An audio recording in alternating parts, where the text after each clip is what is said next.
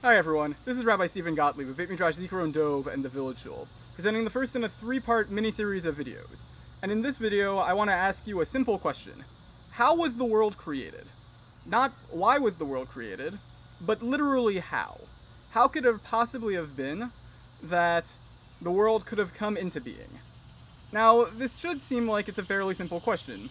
The obvious answer being, the world came into being because Hashem said, let's make a world come into being. And however that happened, maybe a few days worth of creation here and there. But for the most part, it would have been something very easy for Hashem to accomplish. So, what gives? Why am I asking this question? And the reason I'm asking this question is because when we actually dig down, it's not as simple as it may seem. Because we need to realize that before the world was created, there was nothing other than Hashem. And all of the space that was in existence was filled by Hashem. There was literally no room for anything else. So how could it be that there's something there that's separate, that there's a world that we live in that exists separately from Hashem? And the answer that early Kabbalists say, particularly Rabbi Isaac Luria, is what they call tzimtzum, which literally translated into English means something along the lines of contraction, diminishment, but essentially it's Hashem saying, I'm going to shrink myself down so that there's room outside of me for something else. That something else, in our case, being us, our world, the rest of creation, being able to exist independently, go about our things, doing what we need to do in the world.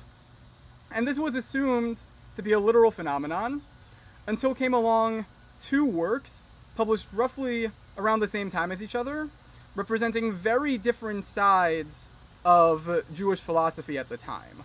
On one side, we have the Tanya, written by Rabbi Shneur Zalman of Liadi, the founding rabbi of the Chabad movement. Whenever you see Chabad Chasidim asking to put on tefillin or giving out Shabbos candles, they represent this school of thought.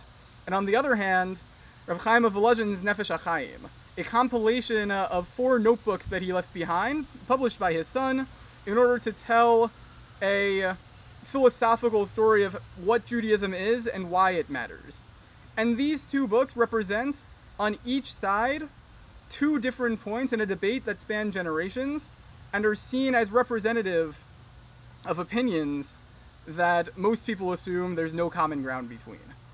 However, on the subject of tzimtzum, we're going to find that there's quite a bit of common ground. Because the Tanya's approach to tzimtzum is, and I quote, Kol tzimtzumim hein b'chinas chester panim. All tzimtzum, all of this contraction, is really just Hashem hiding his face from us. And really, from Hashem's perspective, L'gabe HaKadosh Baruch Hu, ein shum tzimtzum. There is no tzimtzum from Hashem's perspective. All is one. Literally, Hashem is here, Hashem is there, Hashem is truly everywhere, to quote the famous song. But all of this is a part of God. It's a rather panentheistic view, to use the technical, philosophical, theological term. The Nefesh HaChaim actually also says this. He says that we need to think of the world typically in 2 ways, or I should say we think of God's relationship with the world in 2 ways. One way is the more typical way, which is that God is Sovev Kol Almin, that God surrounds the world, that he watches, that he can put his hand in and help out here or there, but that he's fundamentally just watching from surrounding us.